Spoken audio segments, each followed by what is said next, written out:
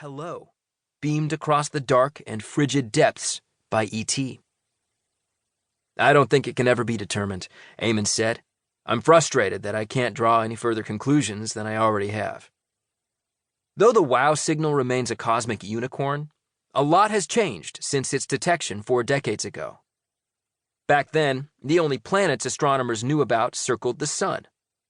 Scientists generally thought that life was as soft as a trust fund kid, restricted to a narrow range of temperatures, pressures, and pH. Now, we know that the universe harbors more planets than stars, and huge numbers of these alien worlds probably look a lot like ours. But even if we never found an Earth twin, that wouldn't necessarily mean we're alone in the universe. Microbiologists have discovered that many of our planet's smallest inhabitants are unbelievably tough, scratching out a living in boiling hot mud pots, frigid pools buried beneath Antarctic ice, and soda lakes so alkaline they'd eat the skin off a flamingo's legs. The possible abodes for life are nearly endless. The search for E.T. has moved from the sci-fi fringes into the mainstream and onto the front pages of newspapers around the world.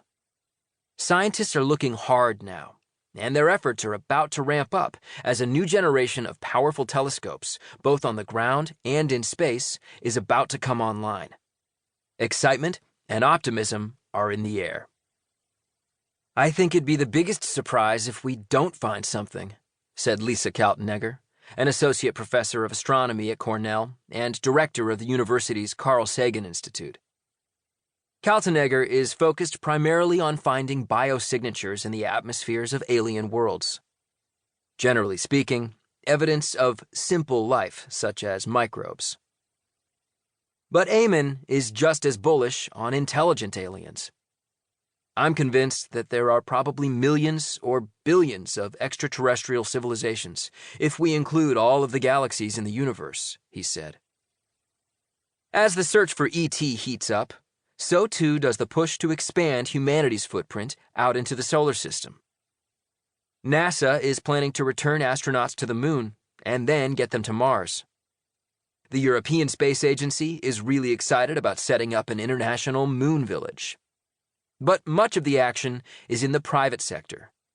SpaceX and Blue Origin, led by billionaires Elon Musk and Jeff Bezos respectively, are launching, landing, and reflying rockets, showcasing tech that could slash the cost of spaceflight enough to get us off this rock in a meaningful way for the first time ever.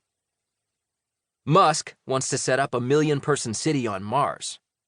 Bezos wants to get millions of people living and working in space, in so far unspecified locations that presumably do not include the surface of the sun, the interiors of black holes, or the kitchens of Romulan warships. A number of companies aim to start mining asteroids and the moon in the next few years. And we're already manufacturing stuff off Earth, using machines launched to the International Space Station. 1,000 years in the future, looking back, people will see this as the inflection point, where we did transition to a multi-world and spacefaring civilization, said Bob Richards, the CEO of Moon Express, a company that aims to provide robotic transportation services to the lunar surface and mine the moon and a number of other bodies throughout the solar system. There's a lot going on out there, and a lot out there to see. In this book, we're going to take a little tour of the great beyond, asking some pertinent and some impertinent questions about E.T. Does he or she actually exist? If so, why so shy? Do aliens have sex? And we'll touch on humanity's push for another giant leap. Will we colonize Mars?